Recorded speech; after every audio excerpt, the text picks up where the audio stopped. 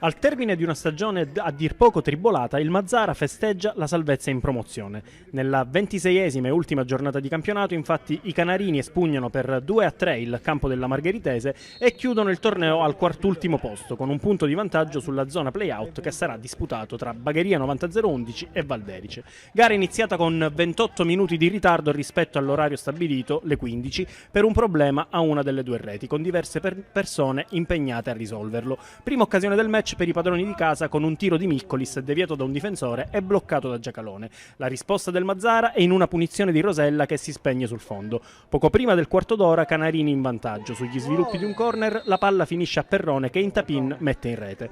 I biancorossi non ci stanno e vanno subito vicino al pari con uno scavetto di Zinna che supera Giacalone e finisce di un soffio al lato. Mister Cavatai è costretto a sostituire Caracci, dolorante, con Benedetto Lentini. I padroni di casa continuano a provarci e al 25esimo è Lupo che impegna Giacalone, bravo a respingere.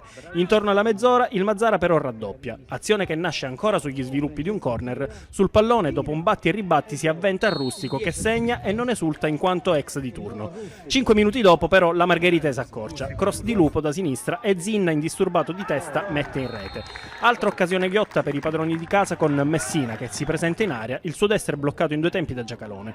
Prima dell'intervallo il Mazara torna a farsi vivo, prima su azione di calcio d'angolo e poi con una punizione di Rosella, ma dopo 2 minuti di recupero si va al riposo sull'1-2. La ripresa inizia con ritmi decisamente più compassati e con un tentativo di Sant'Annera allontanato dalla difesa gialloblu. Il Mazara ci prova in velocità, filtrante per la Francesca che però viene anticipato da un difensore avversario al momento di entrare in area. Al 62esimo, sugli sviluppi di un calcio di punizione, tentativo di Rosella che finisce sul fondo. 5 minuti dopo è Perrone che parte sul filo del fuorigioco e avanza fino al limite dell'area. Il suo destro finisce alto. Nella Margheritese mister Geraldi dà spazio anche a molti under e col passare dei minuti i biancorossi alzano il baricentro, ma sbagliano spesso l'ultimo passaggio. Il Mazara invece si rende pericoloso ancora su corner, pallone allontanato dalla difesa di casa dopo un batti e ribatti in area.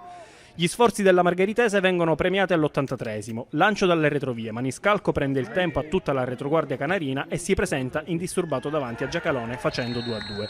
La risposta del Mazara è immediata. Perrone ha subito una grossa occasione ma calcia alto dal limite. I gialloblu ritrovano il vantaggio all'88esimo quando una punizione di Rosella non viene trattenuta dal portiere di Gregorio e il più lesto di tutti è ancora Rustico che fa 2-3. Gara virtualmente in ghiaccio e dopo 3 minuti di recupero, triplice fischio. Il Mazara vince e conquista la salvezza diretta.